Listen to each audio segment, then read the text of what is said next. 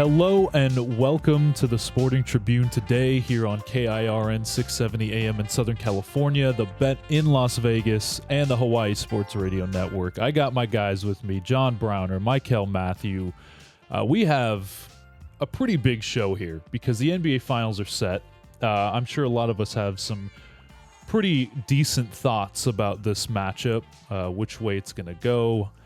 But we have to talk first about how the Spurs got here, because we had one of the best Game 7s that we've had in recent memory. It was some really emotional stuff towards the end of that game, especially after the game. So I'm going to go around the horn. John, you first. How you feeling after that Game 7 now that we have the NBA Finals set?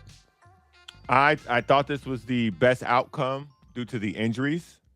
I also thought that this is the best outcome for the NBA. I think that the idea that Nike had a commercial ready to go the second that they won at A+ marketing, I think that one of the things that I found to be outstanding about the Spurs and the way that they won that game was Victor Wembanyama kind of vanished again. But it was the other parts that made that thing whole and got them across the finish line. And sometimes for a star truly to break out, it's for the others to do something to advance him into the next round. So now he knows he dodged a bullet and he can't do that again. And so the fact that I thought Victor did not play his best game, I thought there was more left on the table for him in that particular situation. But they survived their toughest opponent. I think the energy of watching them win, because you got to beat a champion, regardless of what you think of a champion. You have to beat them. And they beat them. This wasn't something where, the ref said, all right, we got y'all here. Now y'all got to win it. And Shea tried to. He tried to win it. Him and Casey Wallace.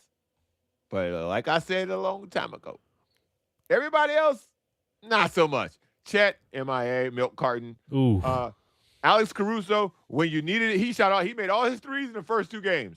Milk carton, Game 7. Who else? Jared McCain, milk carton, Game 7. He can't make those shots when they up 20. He look like a thick Iverson out there. When they not up 20, brick. And so there was a lot happened in that game, and it seemed like at every point a Spurs player stepped up, and at every point outside of Case and Wallace, they just kept letting Shea down, man after man after man. Mykell, it's just an insane Game 7, especially in Oklahoma City. It's rare. I mean, there's a stat out there, I forgot off the top of my head how long it's been since OKC's lost 2 in a row like that, whether it be at home in the regular season or in the playoffs. The Spurs did it. What are your thoughts, Mykell, as we move into this new week with the NBA Finals set? No, John said it best, man. It really came down to those others stepping up, right? If you were looking for Wemby to have another 40-point game, the Thunder were like, we're not going to allow him to do that. So if these other guys aren't going to make shots, we're going to win this game. And they stepped up and made plays. And, it was big. Shout out to Shea for the Thunder. He showed up. But he kind of went quiet there in the fourth quarter, only 4 points, right? He could have closed it off. If he would have scored 10, 12 points in that quarter, maybe they walk away with that win. But they just didn't have guys available. You didn't have Mitchell. You didn't have Jalen Williams. And those are the two other guys that can go get a bucket other than Shea, or even create anything. It was a lot of Shea trying to create something, or just the offense was in disarray. But shout out to the Spurs, because they didn't fold. As they got a lead, Thunder will come back and they will push it back up. It was a game that they really truly had to beat the champion. But this is why I want to say this, because when we talk about these GOAT debates, and of course we see Wemby making the finals at 22 years old, which is amazing, right? We saw a lot of people do it before, the Kobe, Magic, Bird, who made it about this age.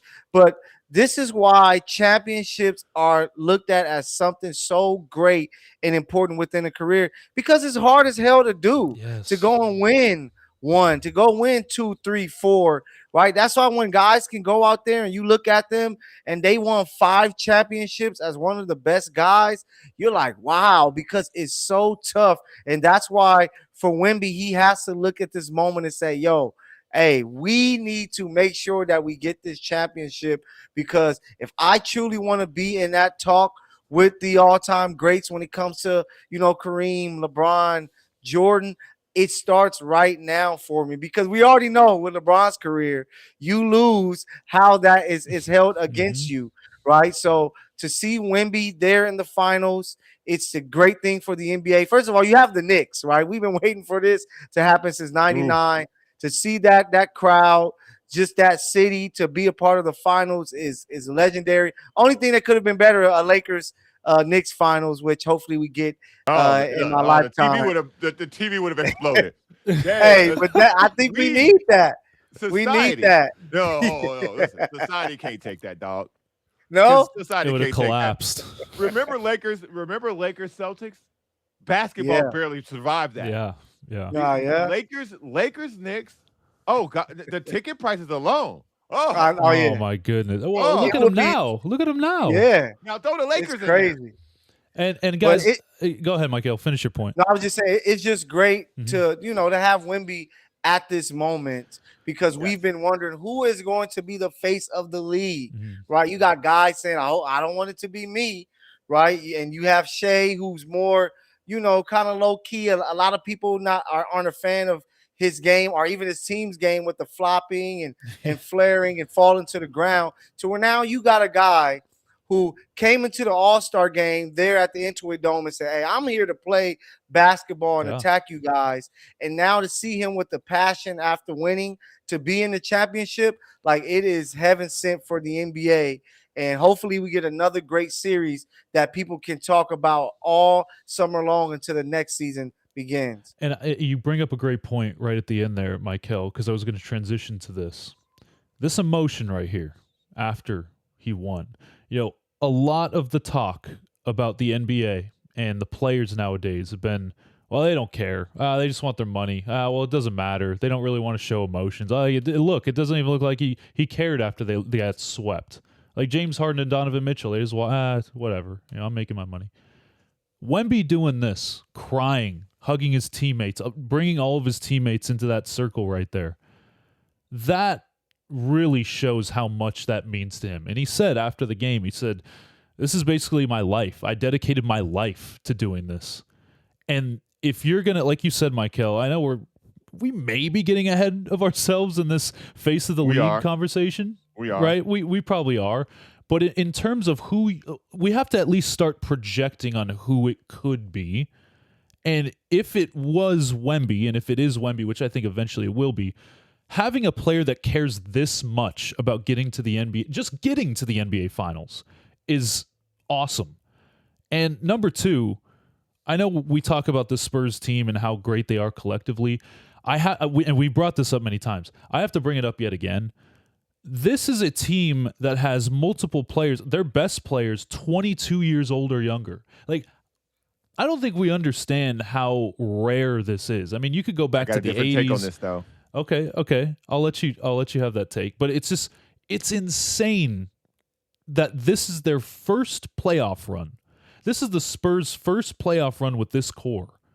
This isn't like, they took the hits. They're in the NBA Finals in their first playoff run, which goes to show it's not just Wemby to me. Like, for me, it's not just Wemby.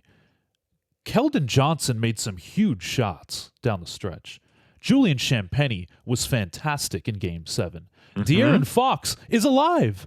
How about that? De'Aaron Fox. Who would have thought? He had some really big shots in Game 7. He had his best game of the series in Game 7. And you go down the list. Stephon Castle, huge plays, great defense. Carter Bryant played some good defense in spurts. Luke Kornet with a LeBron James chase down block on a... Finally. Hey, that was for John. No. That was for John right there. John, he was did you see the athletic ability by Luke Kornet? Bro, when Luke Kornet made that block, I almost touched the ceiling in my house, dog. I jumped off my couch. I couldn't believe my eyes. He did that as I was bitching about him not getting he had something to do with the turnover. And I'm like, see, there you go again. Now he's finna foul. And he blocked that ball. I said, oh, there you go, Luke. There you go. I I was so excited for I Luke think Kornet. you heard the noise from John Browner. That was historical what Luke Kornet did. That's crazy. It's insane. People are like, "Is this the best block since LeBron's chased down in Game 7?" It was so. It was. Go ahead, John. It was so pivotal. Yes, because they could do nothing without Wemby, and then here you come with literally the momentum swinging on this play, and of all people, you got all this athleticism running around the court, and no one but the great white hype himself, Luke Kornet, with the two-handed block to save the dunk from Frankenstein. I couldn't believe my eyes, dog.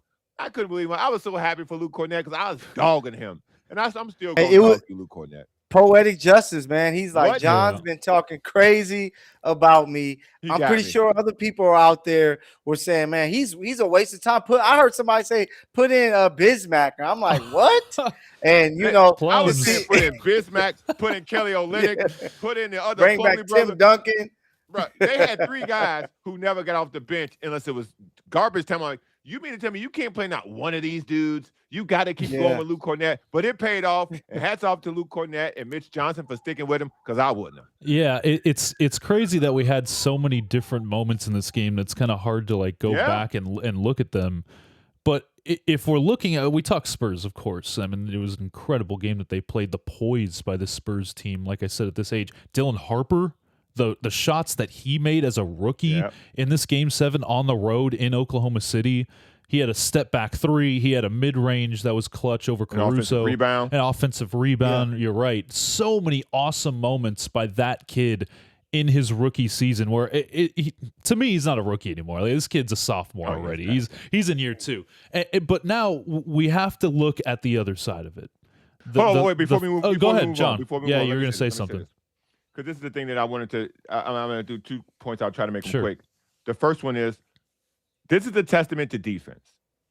We hear so much talk about how great offensively someone is, and because of what Steph Curry and the Warriors were able to do, defense really got drowned out because you couldn't defend what he can do because you have to extend your defense so far out. What we've watched the Spurs do with a shot blocker is pressure the perimeter in a way I haven't seen probably since the Rockets when they had Hakeem back there with Mario Elie and Sam Cassell and Vernon Maxwell, guys who can truly pressure the ball and protect the three-point line. That's what made their defense so great against Shea because he's not a three-point shooter. Once they condensed the defense to fight his mid-range jump shot, again, he was making shots. But the Spurs win, I thought, was more of a testament to defense because they were getting stops at points where Oklahoma City, who is a great defensive team, they just couldn't get stops anymore. Once it came down to it, when they lost guys due to injury, they just couldn't make the stops that they needed to. And the second thing I wanted to make a point about, calling somebody the face of the league and how early somebody makes it to the finals, I think this is LeBron made it to the finals very, very early in his career. He clearly wasn't ready to win because he got swept, ironically, by the Spurs. Only a truly generational talent can do this early. And this is the test. LeBron was a generational talent who kicked out the Detroit Pistons at a time when the Pistons looked unbeatable and he scored 26 straight points or 27 straight points, something like that. Victor Wembanyama beat a team in the previous round where the head coach said statistically they're one of the greatest teams ever. J.J. Redick was throwing them in with the Warrior legendary teams and the Chicago Bull teams. He was throwing them in. This was one championship in. J.J. Redick was giving them these type of accolades. And for Victor Wembanyama to be the generational talent, but to have Harper, to have Castle, to have Vassell, to have Johnson, to have these parts already seeming to be playing on a string defensively and just making shots offensively is a testament to another thing that the league is so young now. The league is so young, a young team can do this. This wouldn't have happened in the 2010s. This wouldn't have happened in the 2000s. This wouldn't have happened in the 90s. This wouldn't have happened in the 80s. This can only happen now because the league as a whole is so young that the pressure of beating a team that's done it 3 or 4 times is no longer there. Like a lot of people say, oh, the Knicks have experience. The Knicks have experience. None of those dudes have been in the finals. No, they don't, OG And- Anunoby was on a finals team, but he didn't contribute, right? So yeah, but that's why when people throw out this experience thing, especially now, like coming into the playoffs, are they experienced enough? I'm like, the league is so young, like you said, John, that it comes down to the talent. Like, who is going to show up and perform? Because like LeBron is really old, right? Steph Curry, those guys are nearing the end. Kevin Durant, so it's a youth movement, right? Kind of like we saw in the early 2000s, right? With when Shaq and Kobe got their runoff, and Tim Duncan was able to get one because the guys were getting Olajuwon and Ewing and Jordan and Peyton and all these guys were getting older. So it's like, who is going to take over the league? And that's why it is the perfect time for the Spurs to do so.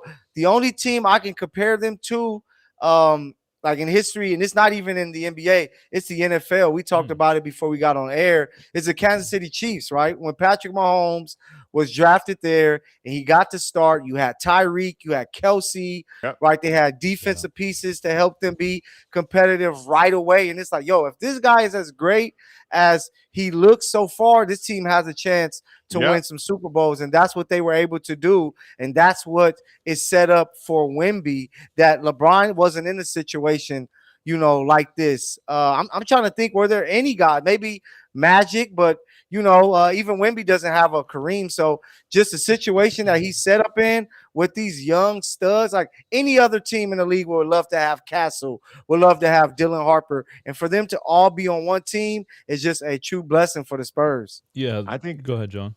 Because the only team I could even come close to saying that would be the OKC Thunder with the KD, Russ. Yeah, they won in 2012. Yep. Mm-hmm. Yeah, that's the only team. Yep. That might be the only team where they were ready, and you just, you were just plugging in high picks for them to be successful. They made it to the finals, super young, similar to this, with the generational talent in Kevin Durant and Russell Westbrook, depending on what you think of Russell Westbrook, and they still didn't win.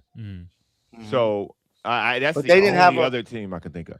They had a LeBron James, D Wade, and Chris Bosh team in front of them. Yeah. The Spurs don't have a team like that in the league. Yeah, they had elder statesmen who had already been there. LeBron had been to the finals. Wade had already won an NBA championship. So what they were going against experience that had already been there and done that. So that's a very good point.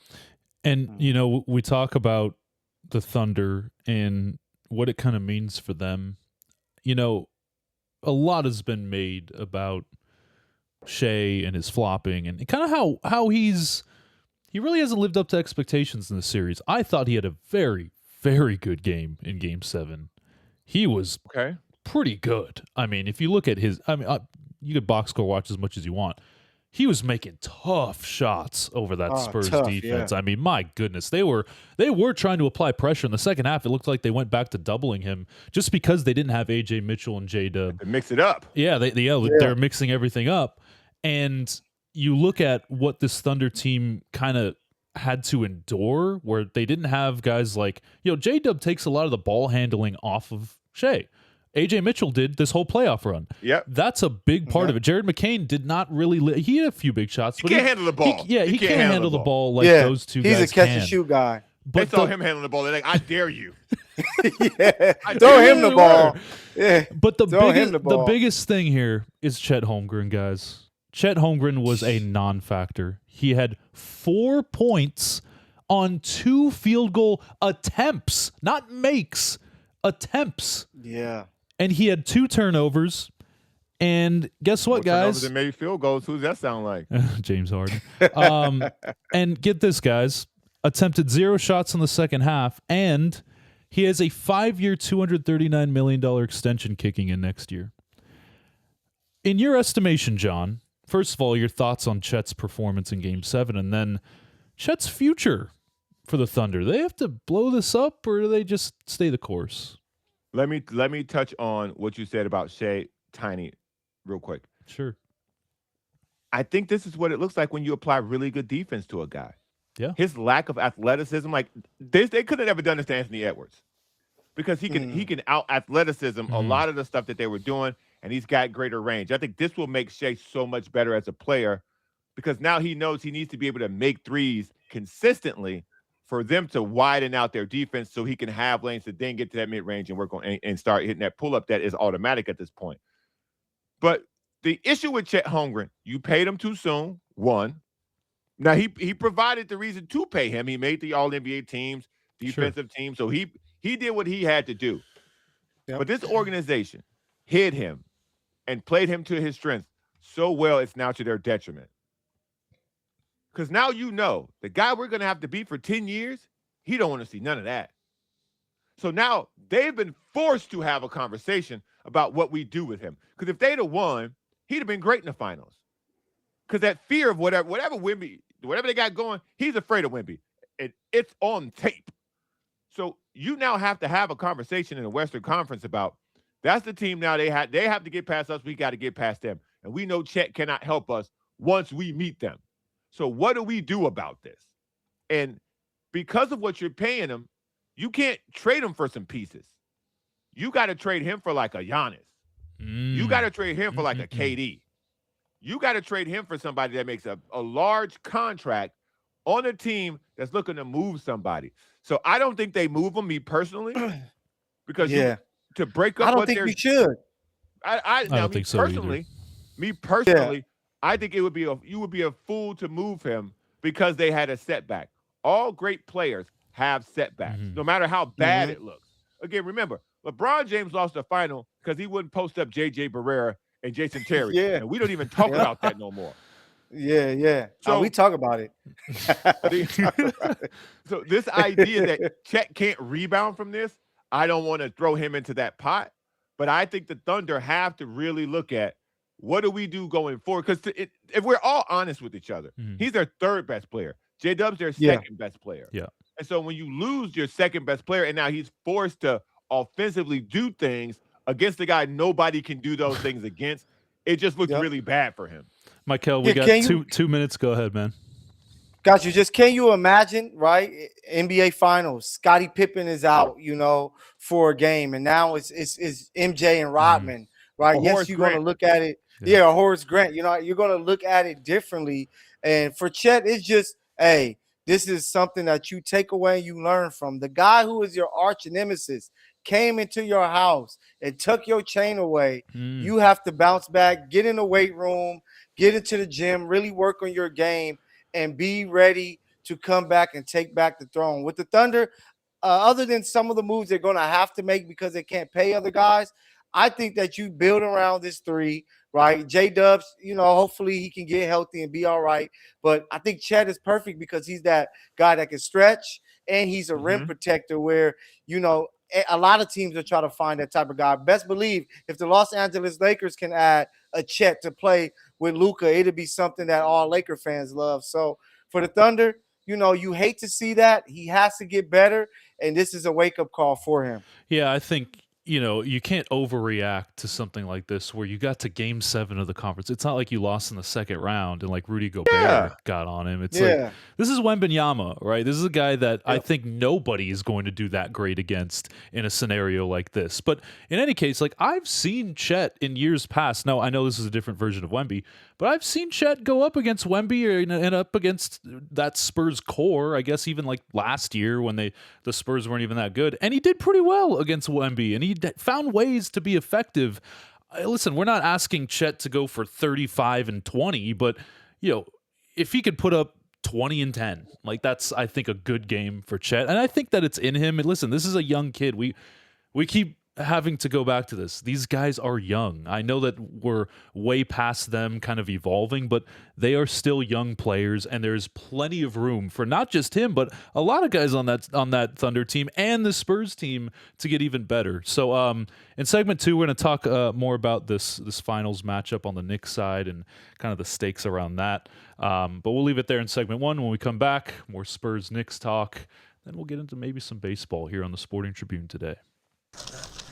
It's all coming together. Piles of statistics, pages of box scores, years of wisdom right here if I could just find my pen. What's up? Oh, I'm just compiling all the top sports scores, news, and odds so I can make the very best bets. Oh, me too. And done. What? BetOnline.ag, the best online betting site. BetOnline.ag. A little easier than what you got going on here. Thanks.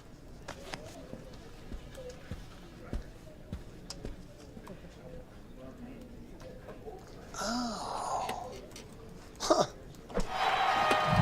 Join today and use promo code BETNOW to receive your 50% welcome bonus at betonline.ag. All right, welcome back to the Sporting Tribune today. I'm back with my guys John and Mykell. We talked about Game 7 of the Western Conference Finals, everything that was at stake there. But now we have the NBA Finals. The NBA Finals are set. We have a matchup. We have a huge market in New York that is just waiting to get to Game 3 at Madison Square Garden. But I wanted to get to your guys' thoughts on this matchup, because now that we're past the Thunder-Spurs matchup, we can kind of focus on this one. Jalen Brunson, Karl-Anthony Towns against Wemby, Fox, Castle, Harper. This is going to be such a fun. I'm so excited for this matchup, by the way. I'm so excited for the amount of people that are going to watch this. Like, you're going to get casual fans that watch this because it's the Knicks and Wemby. You're going to get people that love basketball, people that have been through this whole season watching these two teams. We're getting an NBA Cup rematch, guys. The NBA Cup matters again. Is that right? Hey, a little bit. It means something. So, but shout out to the NBA Cup. They got it right. Yeah, but Mykell, start with you first. This matchup, Okay. the Knicks Spurs. What are your initial thoughts on what's going on here with this matchup? Do you have somebody that has an edge? Do you think this is going deep? Well, what are your thoughts? Hey, I know the Knicks and their fans should be celebrating a little bit more because they didn't want to see the Thunder. I just think the Thunder were a terrible matchup for them, especially if they got healthy. If Mitchell returned and J-Dub returned, they would have just been too much for them to deal with. But now, this is a Spurs team that they won 2 out of 3 games, and the one loss that they had, they only lost by 2 points. Yeah. Right? They figure that they can match up defensively guarding the wing players. Of course, Wemby is going to be tough, but they know that, right? They're going to try to throw Cat and let Cat, do the best he can. Might maybe even throw OG, right? Because we know that Wemby doesn't always want to play inside. So the Knicks can take advantage of that. And that's why, even before this series was set, I'm like, for the Knicks, people are already writing them off, like whether they win or not, that it's over. I'm like, no, if they see the Spurs, they are going to have a great, great chance to try to win. Because if Wemby is going to have, average games for his standards where he's only barely scoring 20 points, you're going to need those other guys like Champagnie to be knocking down shots, right? Like Johnson doing something, like Dylan Harper being consistent. Because if not, man, this Knicks team, right, they got a bunch of guys who are vets. They've been playing with each other since college and played in big games there. And now they're here with this moment. And just that energy that New York wants to win this championship. They're going to be playing with an added chip on their shoulder. So I figure this series is going to go 6 or 7. And honestly, man, it can go either way. It just depends on, will the others step up and will the superstars be as great as they need to be for their teams to win? John, what do you think about this matchup? After game 2, after game 2, I will be able to tell you whether this will be over in 5 games or in 7 games. Okay. I agree with them. I think that the Thunder were the worst matchup possible for the Knicks. I 100% agree to that, just because their professionalism. They're not emotional. They're robotic. They're a guided missile. So I will say that about the Thunder. I think the Thunder would have won in 5, no doubt. I think where the cloud comes in, and I may sound crazy to say this, but because of the quality of opponent, I think even if Wemby is just average, I think that the Spurs can win in 7 games if he's average throughout the totality of the entire series. Because his defense never leaves.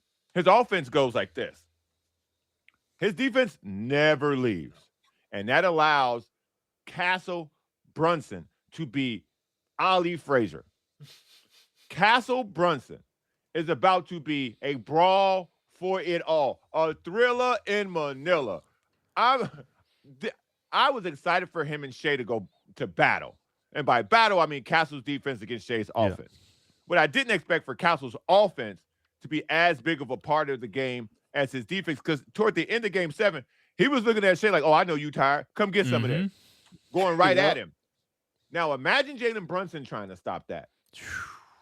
So, I mean, and this is a guy physically can match against OG Anunoby. He can go to the basket against OG Anunoby. He can definitely do it against Mikal Bridges. He can definitely do it against Josh Hart.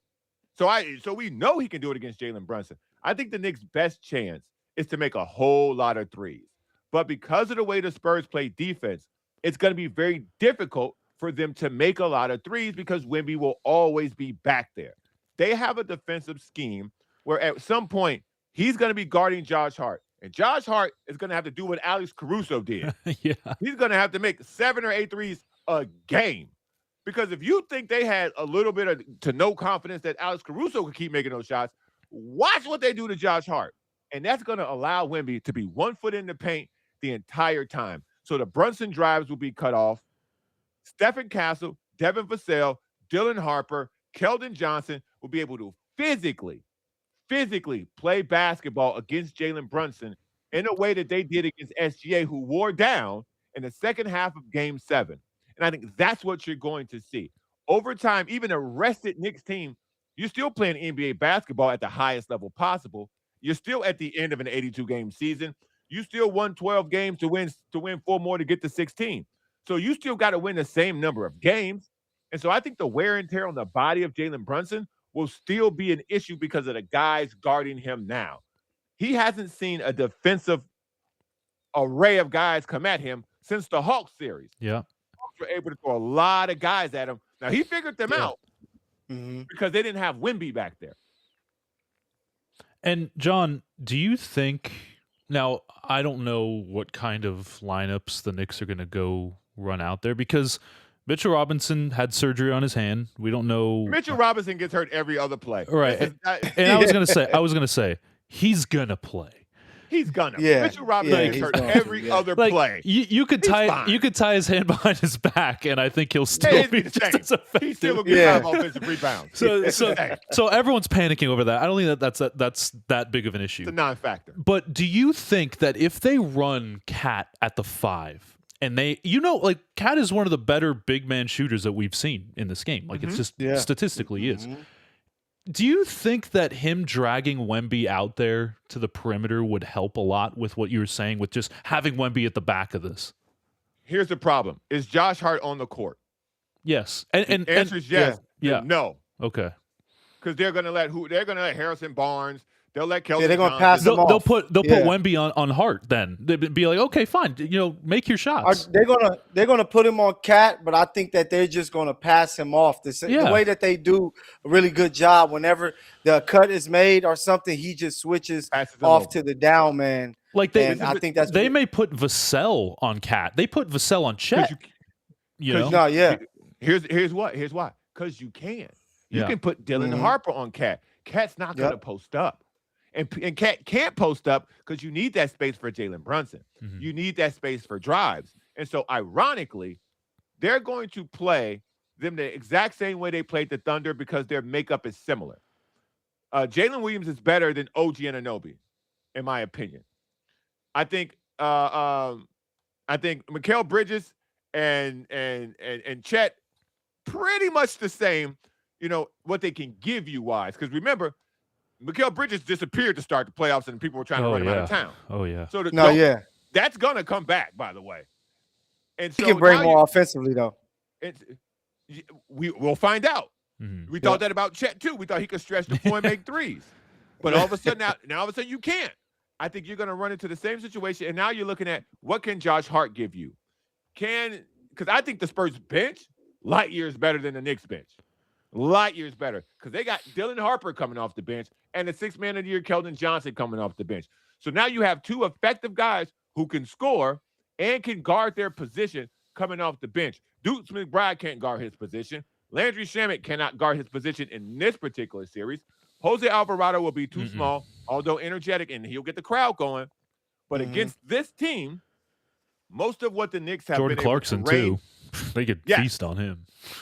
What they've been able to rain down on other teams to get to this point, this is why I'm so interested in the chess match that this is going to be. So I don't think Cat playing the 5 necessarily is going to give you that much of a a strategic advantage for Mike Brown. I think last round Mike Brown got bailed out because the other coach was just dumb.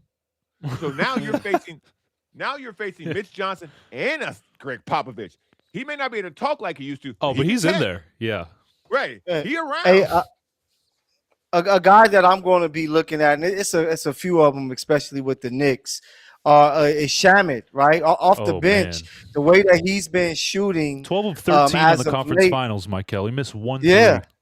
Man, shooting lights out, and he just adds another weapon because to beat the Spurs, you gotta make shots from three. If you can make shots from three, that kind of changes some things up. So that's where you're gonna look at, can Cat knock down some threes? Can Bridges keep his offensive flowing that way? Because that's how they beat him in the regular season, right? The last game they played, I think Brunson had like 24, 25 from Bridges, right? They got 14 off the bench. Like, they were making their threes, which opened things up for them. And then also we can't forget that the Knicks can defend too, right? John, you mentioned defense earlier, which I think was great to talk about. As much as this is for the NBA, of course we love offense, but we love to see great defense too. Yes. We love to have it in the regular season. We don't need to see all these foul calls and just people running up the scores. Let people defend. We love the art of defense, and the Knicks are a team that can come out and defend. That's why this series, like the Thunder series for the Spurs, is going to be just as important. That De'Aaron Fox, Castle, and Harper are playing some of their best basketball, because they're going to have wing defenders to make it tough on the outside that have length. Very similar to the Thunder, right? You just don't have a guy like Chet inside. But, man, it's going to be a fun series. Like, for people out there saying, the Spurs are going to run through them because of the competition they played, I think it's going to be a great series.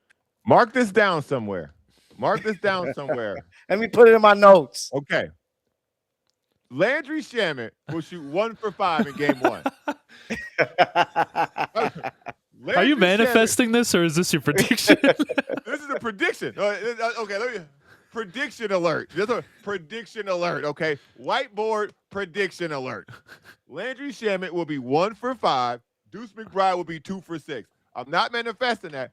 What I'm saying is the perimeter defense that they're about to go. I haven't talked about De'Aaron Fox at all. Yeah. That ankle's going to get 3 days of rest. He looked great in game 7, by the way. 3 games, because whatever they shot it with, he came to play. So game 1, and remember, he missed the first 2 games of the series just because, we won game 1. I might as well miss game 2. Sure.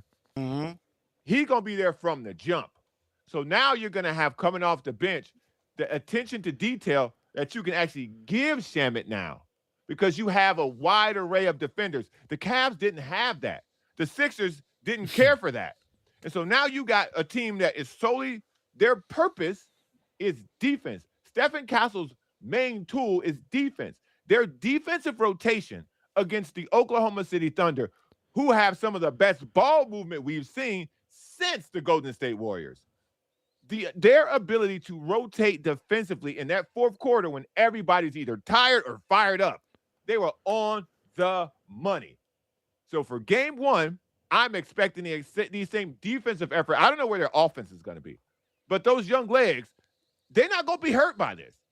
A lot of people are talking about, we're getting to a point where it's long in the season. You mentioned it earlier. Their best 4 players are 22 and 23. They don't know any better. What's tired? Give me a Juicy Juice. Right. I'm ready to go. Give me a Capri Sun. We lit.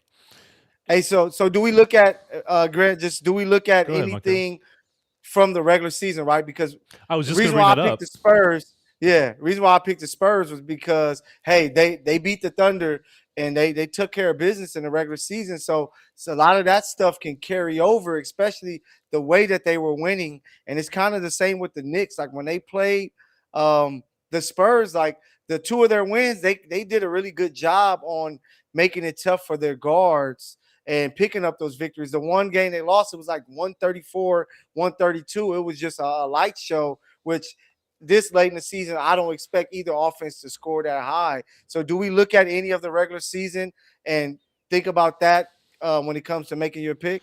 I don't know. I mean, in my case, like I'm going to look into it just for matchups, but these two teams, I feel like, are in such completely different parts of their development throughout the course of the season that I'm not going to say like, oh, well, the Knicks won the NBA Cup, so they should be favored. Like, that was back in December. Like, the Spurs are a much more complete, mature, I wouldn't say more developed team, but they are just playing in a different way. They know each other a lot better than they did in December, and the Knicks too. I mean, we got to remember. They played them. Go ahead. They Mike. played them last March 1st. They did. Yeah. They did. Yeah. So, and even till then, like, you can go to that March matchup. I was just watching the highlights from that, and they're still two completely different teams. Like, the Knicks were playing very well at the time, but we got to remember, after the NBA Cup, the Knicks went on this brutal stretch of losing, right? They had to find themselves again before the regular season ended, and then that kind of carried into the playoffs where they had to find themselves again in that Hawks series. So I think we're way past the point of like, oh, well, this happened in the regular season, so this is what's going to happen in the finals. I think we just have to look at what they did in both of these series and go in with an open mind and say, okay, how did they match up against bigs? How did they match up against wings? How did they match up against these guards? And, you know, John, you brought it up earlier. I was going to bring this up too. Like, who are your guys' X factors in this series? Because for me, it's the guy that I was showing on the screen on our stream at the Sporting Tribune on X. OG Anunoby, to me, is probably one of the Knicks' biggest X factors, because if he's hitting his shots like he has been, where he's incredibly efficient from the field and he's spreading the floor, he can hit his threes, he's taking guys off the dribble while also being able to guard like the 3 through 5, and I'm not saying he's going to guard Wemby. They actually will probably put him on Wemby at times. No, yeah, he did. But I think that if he plays well, that is a huge factor in the Knicks possibly winning this series. And on the Spurs side, for me, I think it's De'Aaron Fox. You know, we brought it up multiple times. Like, I think that Harper's going to play well. I think that Castle's going to play well. I know that Wemby's, at least on the defensive end, going to play awesome all the time. De'Aaron Fox, I think a good series from him goes a long way for the Spurs team. Yeah. And what are your thoughts, John? Who are your X factors? This is gonna sound wild. Cat. Oh, okay. Hey, I'm with you. That's fair, though. That's fair. That's my X factor, man. Yeah. Because again, the Knicks defense is good because they play good perimeter defense, and what they were trying to beat were perimeter players. Cat's gonna have to stop Wemby. Mm-hmm. I think the thing that no one has really talked about up until this point is that this is probably the toughest matchup Wemby's had in his career, and made it out on the other side of it. So everything after this is going to seem light. I don't think the Knicks can throw anything at him now that he hasn't already seen. As good as physical as Hartenstein was, Cat don't play like that. Not OG at all. OG Anunoby don't play like that. Mitchell Robinson don't play like that. The Knicks don't currently have, I mean, that's where he came from. The Knicks don't currently have a player who plays like Frankenstein did. Cat's a scorer. Cat wants to look good playing basketball. He don't want to get dirty like that. He don't want to go, you know what, all I'm doing is playing defense and rebounding. Cat, though, you will lose Cat if you ask him to do that. And Mitchell Robinson, again, gets hurt every other play. He can't do it. So now you're going to tell me OG Anunoby at 6'8", 220, 230 finna guard Wemby for 7 games? Let's say it goes 7 games. No. He's gonna figure OG Anunoby out.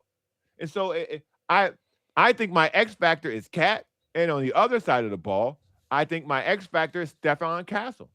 Because if he can, because downhill, again, the Thunder, I think the Thunder are better at defense than the Knicks. I agree.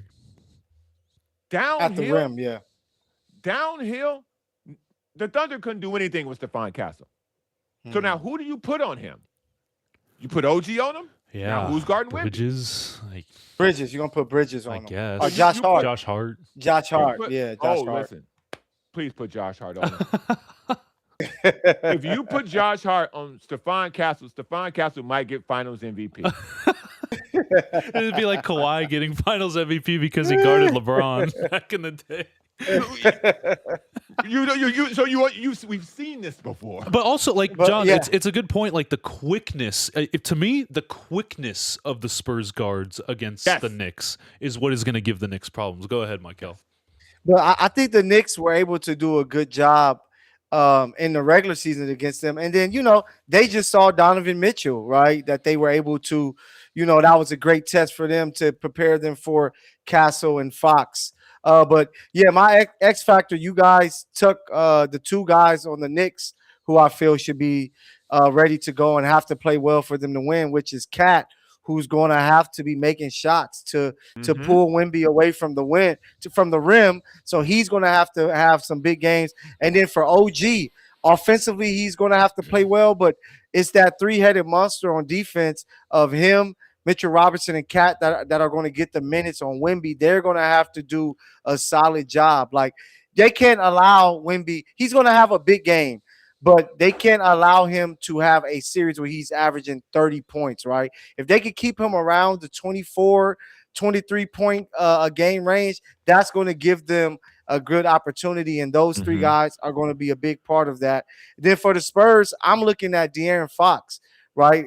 I think Castle is going to play well. I think Dillon is going to be a guy that's giving them 12, 15 points a game, but it's the NBA Finals. There are going to be a few close games that, they may send a double at Wemby, right? It is going to have to be De'Aaron Fox that's able to make these big-time plays and buckets for them to win these games, because if he doesn't, and he has moments that he comes up short and all of the pressure is on Wemby, I think that's a bad problem for the Spurs to have. Go ahead, John. Let me throw y'all another question, because a lot of people don't ask this question. So, and I literally just thought of this, because I always say, how come no one ever asks this question?